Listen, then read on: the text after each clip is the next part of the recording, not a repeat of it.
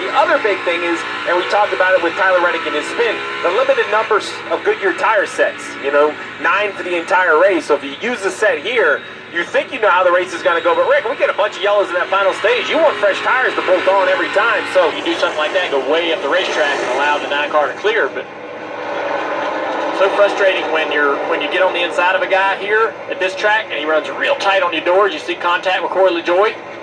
And the 12 car Blaney, as Blaney's battling his teammate. 6th position. Logano trying to take that spot. Around the outside here, trying to... Chastain now 2 laps to go, and that will close pit road. And Denny Hamlin has closed the gap as well. Now just 3 car lengths separate the top 2. And Todd Gilliland right in front of Chastain. He's working hard to stay on the lead lap. But Hamlin wants to win this stage for that all-important playoff point. Both of these drivers do, but that's the incentive for the 11 to really push here. One more time around in stage 1. Will Chastain have an issue trying to get around Gilliland, and will Hamlin be able to close the gap down the backstretch for the final time in this stage? Still, 2 car lengths separating these two. Hamlin stays a little bit higher, but out of turn 4, Ross Chastain is going to win. That's his 5th stage win this season. Go Ross. Keselowski with a 4th place finish in that stage. William Byron, Blaney, Logano, Alex Bowman, Cole Custer, and Martin Truex Jr. all. You might see these cars, their attitude pointed up like a motorboat, right? The front end up in the air. Why are they doing that? They want to get all that air sucked under the race car and sent back to this rear diffuser, which creates majority of the downforce on these next-gen cars underneath this race car. That's why you're seeing that attitude change from what we've seen in the past. Larson will be starting up there on the front row. Ross Chastain once again will restart on the inside. Kyle Larson will restart on his outside as we get a good vantage point from the spoiler here of Austin Dillon's Coca-Cola can. This car's just getting caught up. That's why he's going so fast, kind of just catching up to the back of the field. Ready for the restart. Field approaching the Geico restart zone. Again, Chastain on the inside, Larson on the outside, back to green. And a little wiggle there as Hamlin all over the back bumper. Oh, Chastain up the racetrack he goes. He caught the 5 just a bit. There we go. Hamlin putting a lot of pressure on the 1 of Chastain on that restart. 3 wide behind him.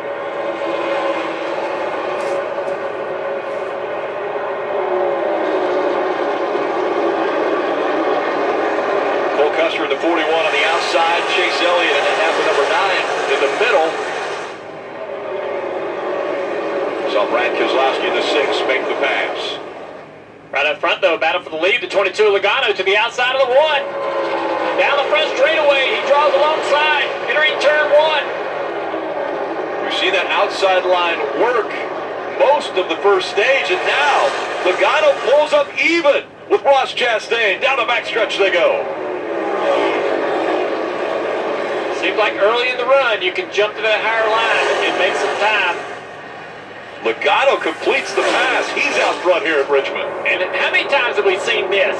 The Penske cars show up to Richmond with short run speed. I mean, this has been even before the next-gen car, this has been a thing that Penske just always seems to have when we come to Richmond. They can fire off right away on new tires, be quicker than everybody else. Chastain. All those rockers, there's also a couple vents. And I think, to your point, the smoke is kind of under the hood and it vents out in that area. Now, the problem is, with no power steering or losing power steering, it'll be interesting. The old car with the steering box. First on pit road both in stage 2 and in stage 3, and they ran it for 55 laps. You see completing lap 37 here in stage 2. But Steve, do you think teams might jump a little bit earlier than 55 laps into the stage today, knowing what everybody else did in the spring? Yeah, I don't expect it to run that long. Probably 4. Is this battle between Truex and Blaney? Do they chase each other on a strategy? Back of the field, people talk about not being able to pass or to pass. Eric Almirola's been able to do it. And a win by Almirola would put him 16th on the playoff standings, right? So, and then, Rick, we're going to have Katie all kinds of math to figure out this week to see what's going to happen at Watkins Glen. And this is the kind of track Yeah. that Amarola is really good on. Remember New Hampshire last year? He came out of nowhere and Fourth the best Last finish full for time. Almirola here at Richmond. It's fun out Sunfold, Marty. Truex Jr. said the car fired off better that run, but still way too free on exit for him. You see that big wedge adjustment. They actually called him to pit road the lap before, but he couldn't make it to pit road. It was too late of a call, Dave. Ross Chastain for Goodyear Tires, Sunoco Fuel, tight in the center of that run, loose in and off. Not the car it was to begin the day. Cars continuing up the pit road. Yeah, Marty. Yep, sorry, Rick. You see Kyle Larson on pit road as well. He was told to make the tires last there, get a read on how good the degradation can be on this car. So really no adjustments this time. Remember, Kyle was running in the top three, Marty. An impressive run for Ryan Blaney, who lost a couple of spots on that initial start here in stage 2, but then gained them back with the speed in the race car. So the car is still just a little bit too tight in the center, a little bit free off. We'll see how this head-to-head matchup goes between he and Martin Truex Jr., who pitted a lap ago, Parker. And Marty, this is crazy, and everyone seems to come down right here to want to be potentially on this two-stop strategy. You see Chase Briscoe there just too tight to the center. The adjustment in the right rear and 4 times for him, as almost everyone is hitting pit road here. On the pit road now, the 24, which was going backwards. William Byron saying from the initial restart there, this car is just too tight in the center of the corner. The fire off terrible big changes here.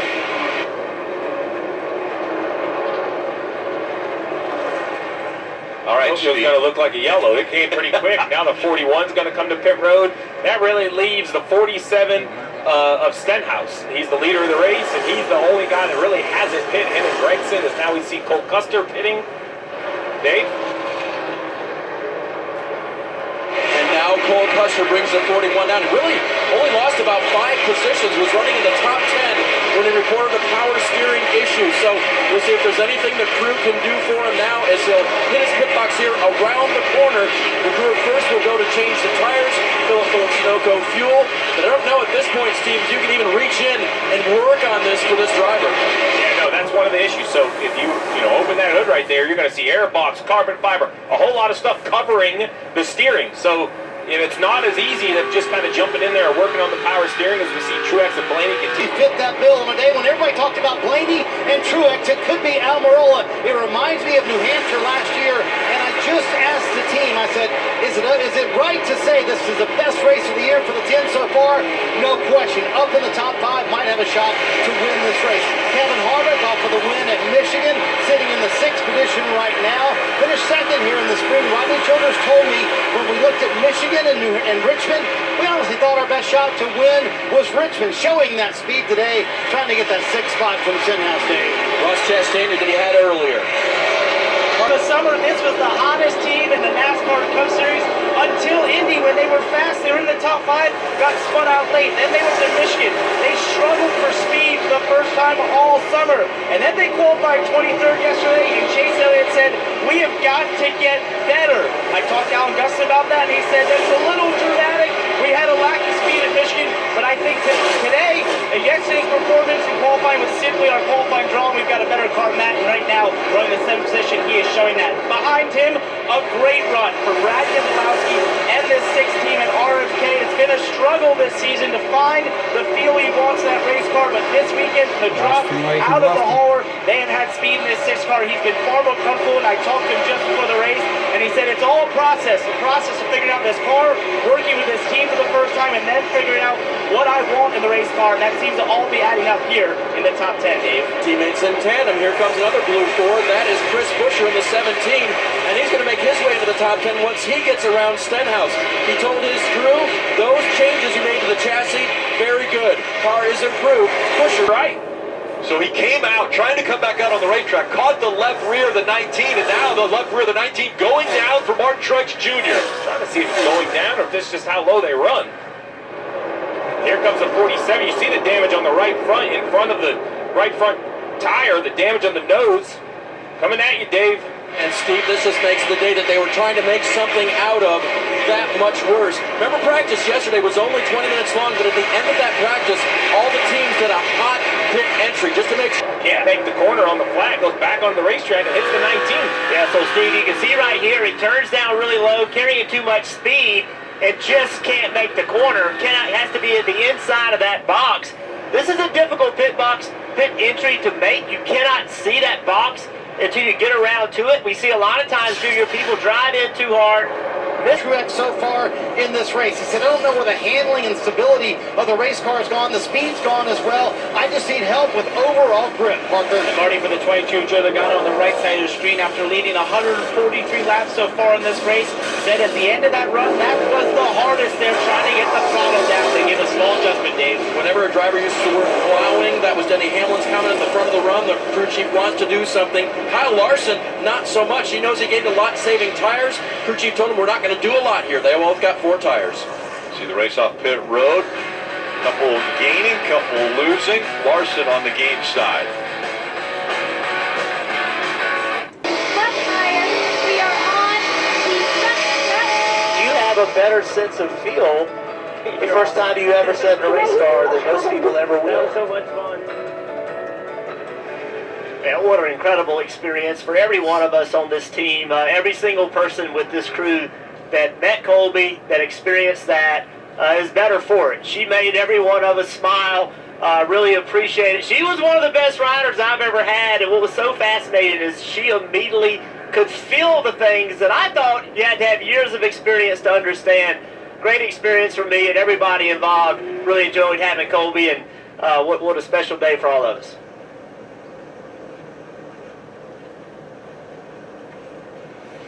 Riding along with pace cam, you're right, Jeff. It was quite a few R field approaching the Geico restart zone. Larson Logano making up row 1.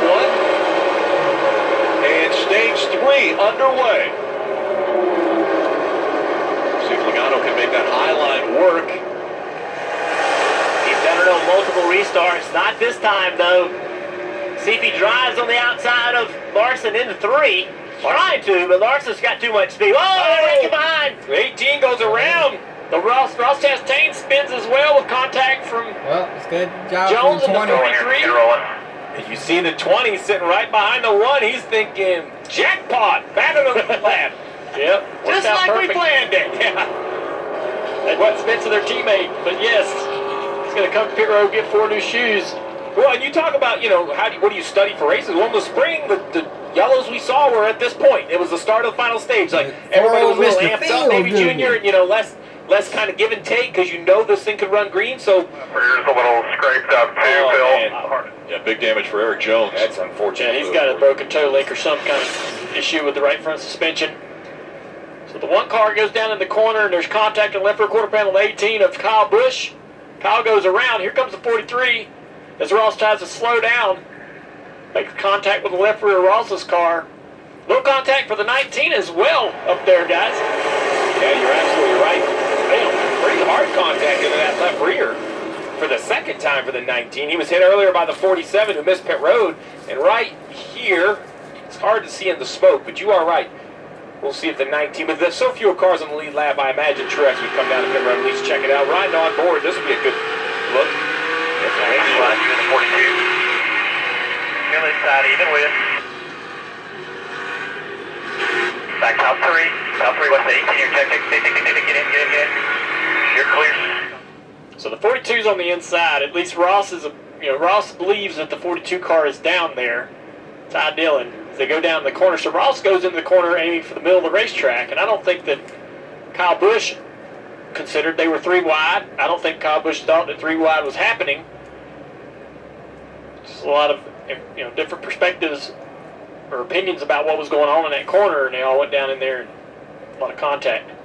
You mentioned Ty Dillon. He's having really good runs today. He's running 11th. Yeah. He's been running the wall since they dropped the green flag and started this race, making tons of time on that high side. There's 1 car, Ross Chastain, coming to pit road to get a new left rear tire. A little surprised we didn't see the 19 pit there, Parker. Steve, as you pointed out, when a strategy goes right with that staying out there, they now get those 4 tires from Christopher Bell. He was just too tight in the center for most of his runs, the 20 car, Dave. And Ross Chastain will take 4 fresh Goodyear tires, get the damage looked over by the team. And by the way, William Byron got the free pass on that particular caution flag. That'll put 17 on the lead lap now. As the 18 leaves his belt. Bro, we have 17 cars on the lap down here. Looks more like foam to me, don't it, Steve? Yeah, I was thinking brake rotor, but now that you say foam, it looks like foam. I can give you that. Brake rotor, goodness. That's a big difference. Well, I mean, you know, I don't know why we would have a piece of brake rotor sitting right there. So we're going to say foam, and we're going to test it. We're hoping it's foam. Green flag's back in the air. Yeah, foam it is. Yeah, pretty easy. Logano on the outside, trying to take the lead away from Larson on the inside. He's far enough up on him now where he was able to pinch Larson off, coming off the corner and beat him on corner exit. Harvick in the 3rd position, also using that outside line. Now Blaney on the outside of the 11th car, trying to take away 4th. This outside line might be the way to go here late in the race when we get these restarts, like we tend to do. Everybody's been choosing the bottom of the racetrack most restarts, but that outside's looking pretty good. Blaney takes a spot away from Hamlin up to There on the exit of turn 4. and that brings the caution out for the 5th time today, and that means another restart. And those new tires he just put on. Now what does he do, Steve? Well, that's really the problem. You know, does he think he's hurt him or not? We'll have to see when we come back. Another restart. Yeah, right there, the apron. I say the tires are kind of flat spotted. Those at front. They want to steal the show. He gave up the 4th position. Several cars stayed on the racetrack. So interesting move here, Dave. Denny Hamlin also on pit road. As is William Byron. Hamlin's car still has that horrible brake shake. So bad it was popping out of his hands. The car was so tight he couldn't hardly turn it. So had to make a big chance here, take his adjustments, go to the back of the line here. Let's see if this works out. William Byron, there he is coming up pit road now. I like the decision from these drivers. Remember, you know, if I'm Logano or Larson, I'm probably not going to pit from the front 2 positions. But with quickly gaining more cars in the lead lap up to 18 now, I like the idea of pitting here, getting a little bit fresher tires, because now, depending on the restart or more yellows, you just kind of have a few more opportunities to choose in front of you. You could maybe do it on 1 stop, maybe you could do it on 2 stops. So those fresher tires. And back underway, kicking out quickly. The 4 Kevin Harvick. And the 18, look at Kyle Busch on the high side. Yeah, those guys with the new tires wanted to start on the high side, jump to the outside, trying to take advantage of it down the back straightaway. Battle for the lead up there. Chase Briscoe come out of nowhere, a little contact. Up the racetrack, Chase Briscoe wins, slid up into the 5 of Larson.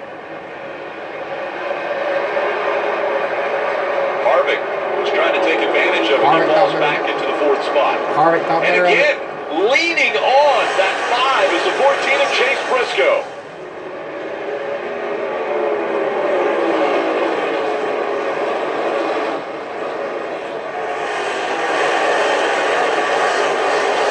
Still fighting for that 2nd spot, 3 wide, a little further back. Blaney and Truex Jr. involved in it as Keselowski falling back a few spots. Yeah, the 19 of Truex in the back of that 6 car of Keselowski. A little bit down into turn 1.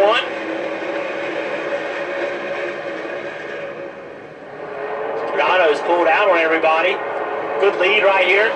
Telling you, there's something wrong with the 18. And he hits him back on the front straightaway right there. Waiting out quite clear. Just got in front of the 18, and the 18 showed his displeasure. Got back into the bumper, but not enough. Not as quick right now as Blaney is. Chippy short track at the end of the regular season. I kind of like, you know, a lot of 23 weeks of frustration. Bubba Wallace right there, guys. Coming off a 2nd place finish last week, a real shot to win. We're starting to see this 23 car. Exhaust pipe in. Both, I think it was Joey Logano had it after the race. 17 of Buescher had it during the race. Here's another car with a little bit of a random fire. They made some updates to the exhaust pipe shrouding this week to try to prevent this. I don't know if it's the same issue or not. For Chris Buescher, it was this contact right here that kind of knocked the exhaust in, and then that exhaust catches on fire with a piece of the carbon fiber. So it doesn't look the same to me on the 14 as far as, you know, how it's burning, but the results are the same. I'm sure NASCAR is going to have a real look at this 14 car after the race and try to understand what it is, because it just seems frustrating that the car will have to pit a second time to put a fire out. Now, if it's in that corner, Harvick has another run off of turn 2 down the back straightaway. Going to go to the inside. He's going to look there a little bit. This will be a tough pass for him on the inside. He knows that. He'd rather try to get to the outside of the 22. Harvick is there. To go to the inside, didn't even try it. Now he's going to push it. You know, last time through there, he didn't even try this. But now, as Logano's up the track, he's going to get pinched off by Logano. Just can't put the throttle down. Logano with an advantage down the back. He's changed. Big run by Harvick. Down the backstretch. Can he clear the 22? That's the spot he wanted the entire time. Now he's going to pinch Logano off. Oh, look at the 47. He's got newer tires. He's going to get into it, but not a factor. And Harvick's out front. The crowd on their feet roaring as they see Happy Harvick in front here at Richmond. Harvick, new leader, looking to go back to back. It's coming a little bit early here for Kevin Harvick. Once he got to the lead, he had checked out as well. The car has been so good on long runs. And remember, Parker, they still have another set of fresh Goodyear tires. Should there be a caution later? Correct, Marty. An immediate reaction by Paul Wolf and this 22 car there. As you saw Joey Logano struggling towards the end of this run. LTL, meaning loose on entry, tight in the center, and loose off the corner. You saw it live that he lost the lead there to Kevin Harvick, just struggling at handling. Also on pit road, the 9 of Chase Elliott, who sort of stalled out around the 8th position, struggling with getting a feel in the front of that car right now. And he snapped a 65 race winless streak and put himself right in position to win another championship. He and daughter Piper. He's got to be patient. That car is really, really loose. All of them's loose. And right now, everybody's driving slow. May seem like you're not really going nowhere. You just got to keep digging. It seems like you're not going nowhere, but you are, because everybody's loose. Could be in jumping out of an airplane right now, and he's going to have the exact same emotion on his face that he has right here with 14 laps to go before potentially back to... Just that little bit newer tire allows him to drive the car wherever he wants to, much more aggressive. He can make this pass really quickly. Does he have a shot? 1.7 seconds separating the top two now as Bell has moved to second, trying to chase down Kevin Harvick. 4 laps to go here at Richmond. Just not going to have enough time to get there, but it's been an impressive drive for this 20 car to get all the way back up to second place. Things were going well early in the race, and then he started losing a lot of positions. Oh, he needed to get by Cindric right there. He did not expect Cindric to get up the racetrack. 3 laps to go. The gap 1.6 seconds, under 3 laps here. Harvick's got a couple guys here side by side in front of him. Yeah, he definitely doesn't want to give up a big chunk in this set of corners. Right. Keep it out here. Where can he get by? I gotta go here. 2 laps to go. No cars in between the top 2. Here comes Bell. Half a second that lap. Christopher Bell makes up a half a second on Kevin Harvick, with Harvick dealing with traffic. Harvick. Oh boy. Not able to completely clear the 42. But there's cars in between them now. It slowed him down a little more. The 20 within striking distance. Now, 1 lap to go, presented by Credit One Bank. He's not going to be there, no way. Harvick. Kevin Harvick. He's got a hold of Coming hard. No pressure. No pressure. No pressure. Even if the 20 dives, he's either, there's no way. Unless he tries a wrecking. We'll wreck both of them. No way. Just not enough time. Harvick. Kevin Harvick. Good job by Bell, though. He goes back to back. Yeah, boys. Great job. Great job. 60 career wins for Kevin Harvick. As you see Bell come up behind him. He was just that close. But that 60 career wins ties him with Kyle Busch for 9th all time. Finally got us one this joint. I appreciate it. Yeah, great job, guys. Way to adjust on that thing from the beginning. An old man now. He may not have a whole lot of wins left, and of course he's always done this, so kind of a wave to the crowd. I would say this would be one of the more unexpected things that we're going to see in 2022 after Harvick had such an incredible drought that was broken last week with his win at Michigan, and now he goes back-to-back.